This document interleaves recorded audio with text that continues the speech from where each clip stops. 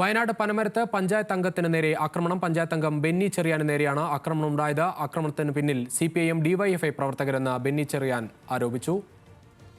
വിവരങ്ങളുമായി വയനാട് നിന്ന് രതീഷ് വാസുദേവൻ ചേരുകയാണ്. രതീഷ്, ഇദ്ദേഹത്തിന് പരിക്കേറ്റിട്ടുണ്ടോ? വിശദാംശങ്ങൾ.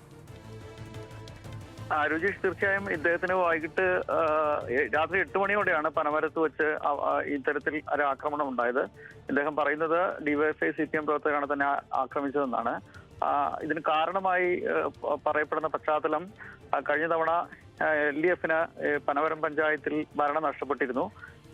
പഞ്ചായത്ത് പ്രസിഡന്റിനെതിരെ കൊണ്ടുവന്ന അവിശ്വാസ പ്രമേയത്തിന് JDS അംഗമായി ഇടത് പിന്തുണയോടെ മത്സരിച്ച് ജയിച്ച JDS അംഗമായ ബെന്നി ചെറിയാൻ അവിശ്വാസ പ്രമേയത്തിന് അനുകൂലമായി പഞ്ചായത്ത് പ്രസിഡന്റിനെതിരെയുള്ള അവിശ്വാസ പ്രമേയത്തിന് അനുകൂലമായി വോട്ട് ചെയ്തിരുന്നു. തുടർന്ന് പഞ്ചായത്ത് ഭരണം നഷ്ടപ്പെട്ടു. ഇതിലുള്ള ഒരു പ്രതികാരവും പ്രതിഷേധവുമാണ് CPM പ്രവർത്തകർ ഉൾപ്പെടെയുള്ളവർ തന്നെ മർദ്ദിച്ചതിന് പിന്നിൽ നിന്നാണ് ഇപ്പോൾ ബെന്നി ചെറിയാൻ പറയുന്നത്. എന്തായാലും പരിക്കേറ്റ ബെന്നി ചെറിയാൻ ഇപ്പോൾ മാനന്തവാടി മെഡിക്കൽ കോളേജിലാണ് ചികിത്സയിലുള്ളത്. വലിയ പ്രതിഷേധം കോൺഗ്രസിന്റെയും UDFന്റെയും ഭാഗത്തൊക്കെ ഇത് സംബന്ധിച്ച് ഉയർന്നിട്ടുണ്ട്.